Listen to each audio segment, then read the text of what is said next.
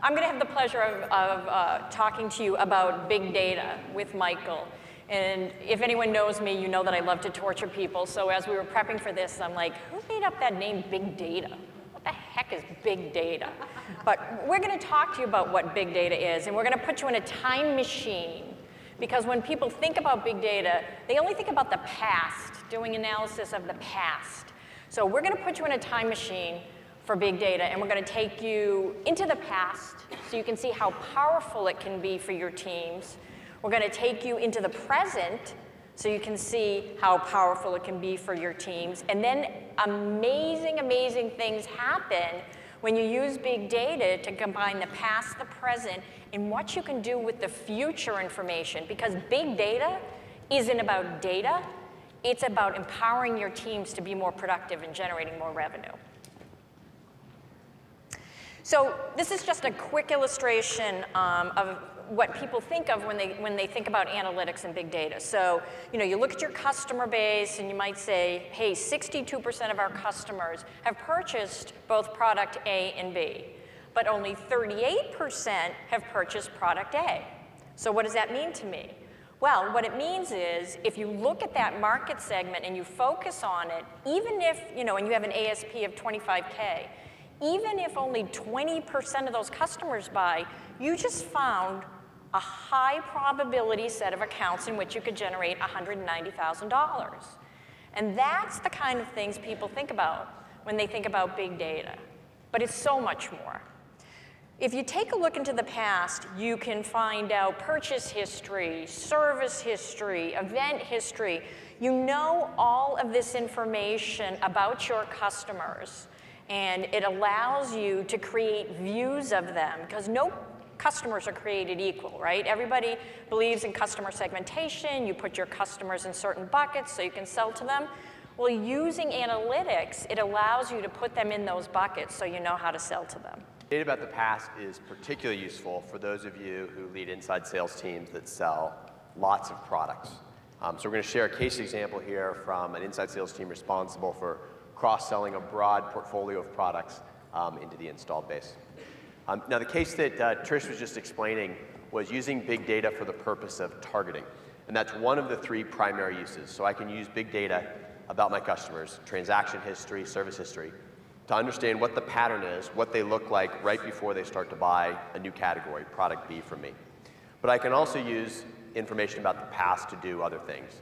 So the second most important thing I can use it to do is to help me actually get context before I start a conversation with a customer. So why is it important to have context in a conversation starter?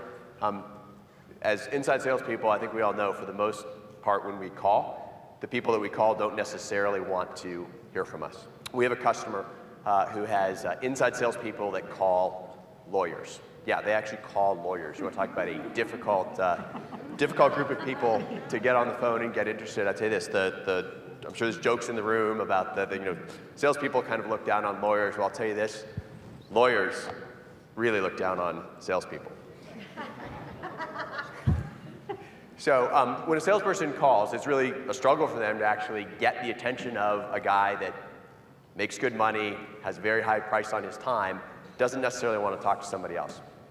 But if your salespeople can call with context, have a very clear, crisp reason for calling.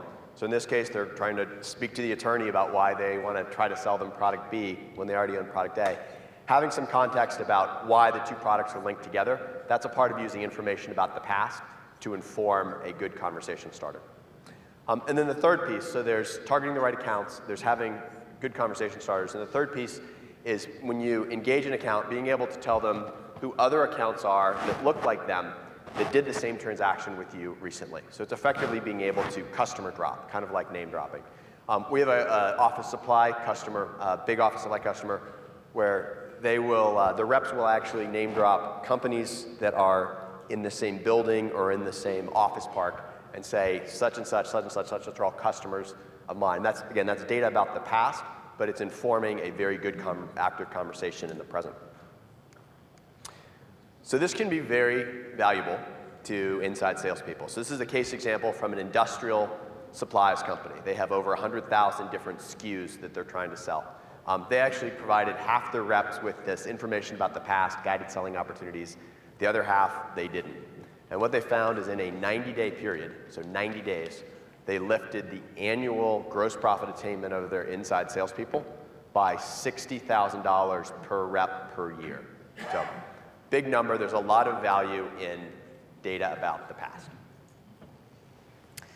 So we're getting back in the time machine.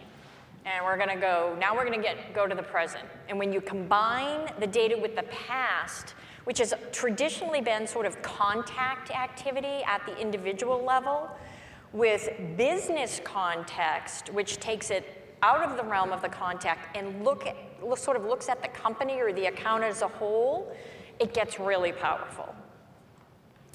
So leads have traditionally been contact-driven. When you look into the past, you'll see purchase history, service history, the traditional information.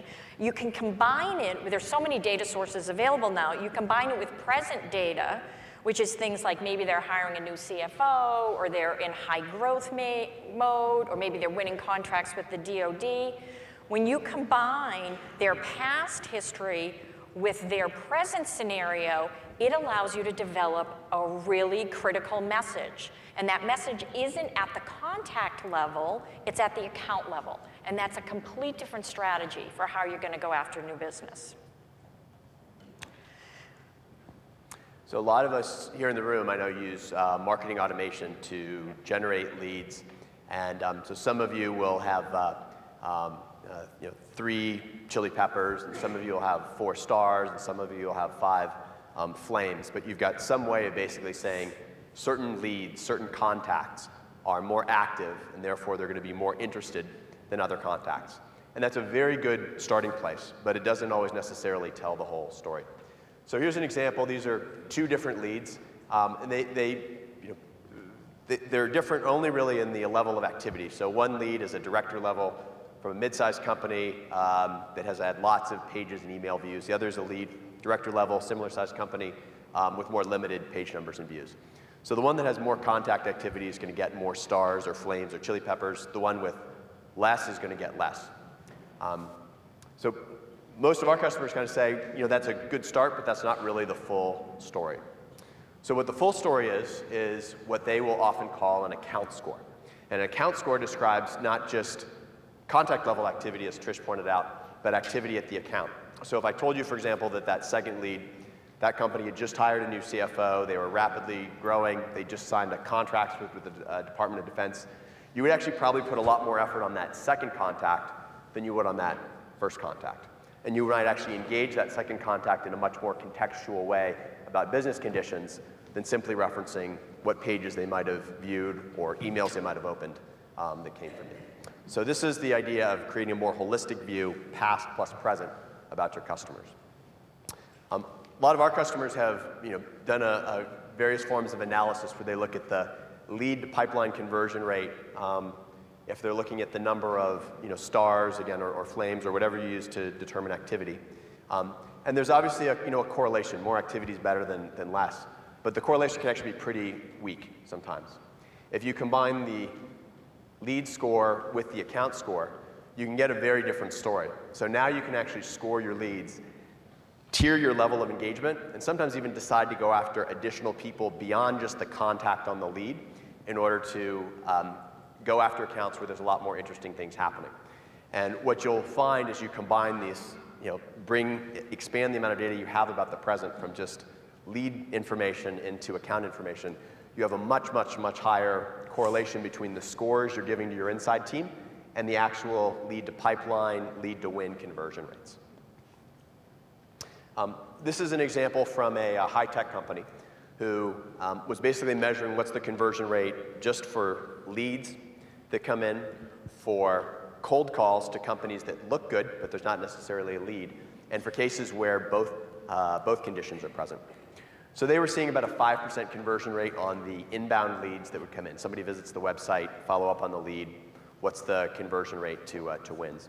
They would actually see about a 7% rate if they just spent their time proactively calling into accounts, no lead, no specific contact, calling into accounts that have some of these growth conditions, so they could actually beat that number. But where the real goodness happens, again, is when you combine multiple different sources of information about the present, account information and contact information. And there they would see 1 out of every 3 times they called an account where there was active interest and great business conditions. They had about a 7x improvement in terms of what their lead to win conversion rate looked like. It's pretty significant, and this leads to a big impact in terms of how productive your inside sales teams are. So the idea is to drive them to spend more time on the accounts, on the leads that have these high likelihood business conditions, maybe less time and more of a nurture mode on some of the other leads. The average that we see is about a 20% lift in terms of what the productivity is of those inside salespeople. Yeah. One of the biggest flaws we see in marketing automation systems that aren't, where the implementation isn't well thought out, is that people use activity on your website to really build a lead scoring system, which then dictates your inside sales process. And what we always say to people is, look, if Joe Loser comes to your site 400 times, he's still Joe Loser at the end of the day, right? So it doesn't matter. So there's a difference between processing leads and qualifying opportunities, and that's what we're trying to articulate here. You process a lead when you treat the contact as the opportunity. You qualify an opportunity when you look at all the business information you have about that account and attack it appropriately. And that's when you're going to get that increased yield rate of 35%. So I have a question for you. It's a raise your hand question. How many of you think you are processing leads? So, okay, so there's some. Thank you for being honest. And so the rest of you really ignore the contact and treat the account itself as the opportunity. Would that be correct? Raise your hands. Or maybe I'm not asking the question correctly. All right.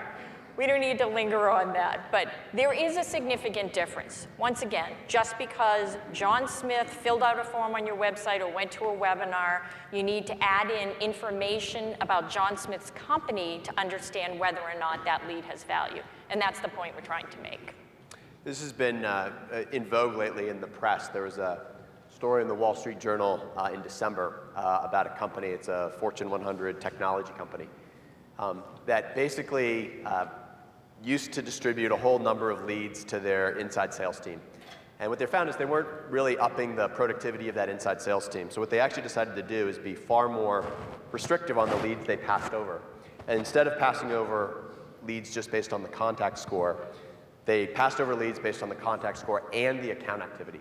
What they ended up doing was dropping the number of leads they passed over by 50%. So they cut in half the number of leads they passed over. But what they ended up doing is passing fewer leads, but they grew by almost 100% the marketing attributable or inside sales generated revenue off of those leads. So give fewer things to the inside team to do, they spend more time on the right accounts, and productivity lifts. All right, we're back in the time machine again, and the time machine's almost taking us to cocktail hour, but not quite. First, we're going to visit the future. And in the future, you combine all this fabulous information about your past, purchase history, service information, about what's going on in that account now, high growth, new CFO.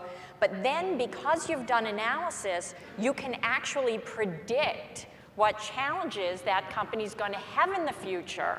And you can build not only a message and a strategy to go after those accounts, but you can bring to them new and valuable information because you have the data to back it up. Companies like yours that look like this often then face these challenges.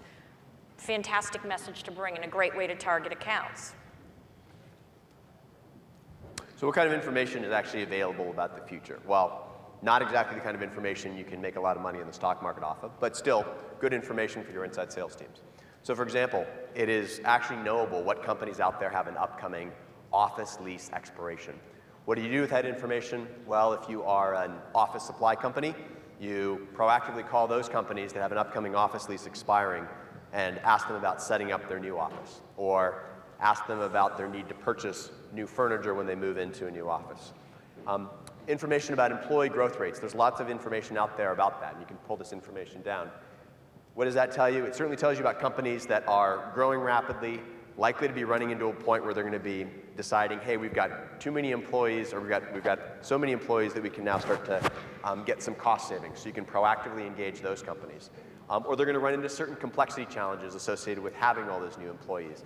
Again, you can proactively say, hey, look, given your growth, you're going to run into these challenges soon. I'd like to help you address those.